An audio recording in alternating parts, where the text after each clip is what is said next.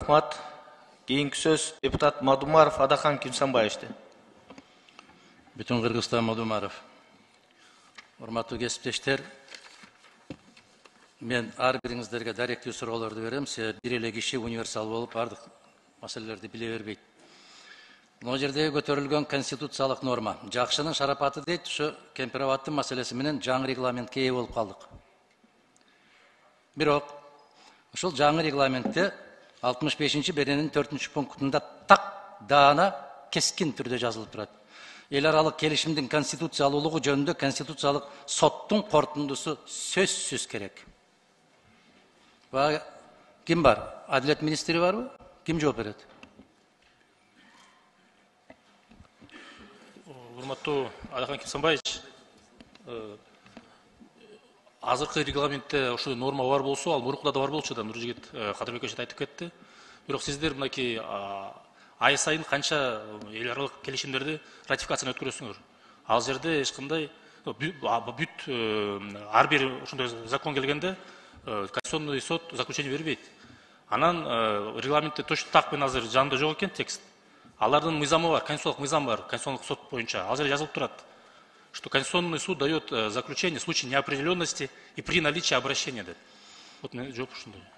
Анда сабатсыз экенсиз. Азыр дагы бирөөлөргө температура чыгып кетет бул сөздү укканда. Дагы айтам. Ар күнү эле биз мамлекеттик чек араны карап аткан жокпуз комитет. Биз келишимдерди карап атабыз. Бул жерде 65 берене мамлекеттик чек араны өзгөртүү боюнча эл аралык келишимдер жөнүндө кетип барат сөз. Биз биринчи жолу карап атабыз мамлекеттик чек ара жөнүндө. Сиз кимсиз, өзүңүздү тааныштырсаңыз биринчи. Аяз Боетов, министр юстиции. Анда жакшылап окуңуз. Мына жерде императивтүү жазылып турат. Бул Мадумаров кабыл алган регламент эмес, жогорку кеңеш кабыл алган регламент. Экинчиден, мыйзамсыз. Азыр карап атканыбыз мыйзамсыз. 1000 жолу кыйкырам, мыйзамсыз. Азыркы карап атканыбыз мыйзамсыз. Бул заман өтөт, башка бийлик келет. Сөзсүз түрдө ушуну караганда менин чындык экендигимди, депутаттардын чындык экендигини 1000% кийин колдойт. 1000% колдойт, эсиңерде болсун. Себеп мыйзамсыз. Муну колу бутту бурап, тийиштүү чечимди кабыл алдырыш деп эсептелинет. Ошол эле 65 беренеде турат. Эгерде жогорку кеңеш эл аралык келишимди ратификациялоо жөнүндө маселени кароону кийинкиге калтыруу жөнүндө чечим кабыл алса, мындай чечим жүйөлөштүрүлүүгө тийиш. Жүйөлөштүрүлүү бул конституциянын бузулушу, Нурлан Тургунбекович. Конституциянын одоно түрдө бузулушу. Бул мына регламенттин одоно түрдө бузулушу. Муну мен эске салып коеюн. Жооптуу кишилер кийин жооп бере турган мезгили келет. Экинчиси. Адахан Кимсанбаевич, жооп берсем болобу? Бериңиз.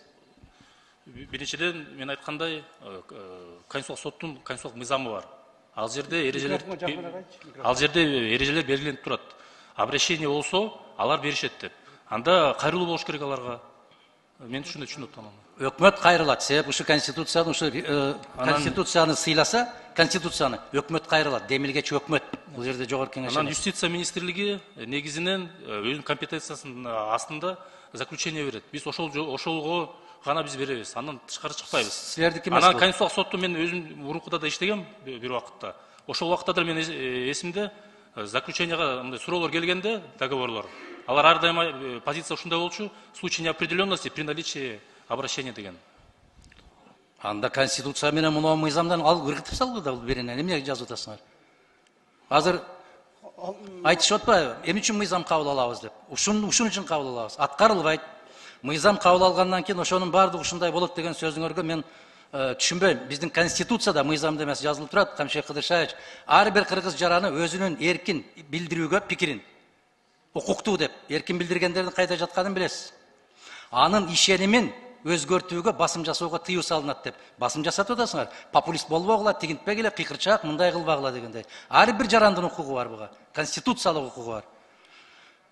Кыскасы эми 7 беренеде Гавасай дарыясынын табигый агымына тоскоол боло турган гидросооружениялар курулбайт дейт. Мына суд.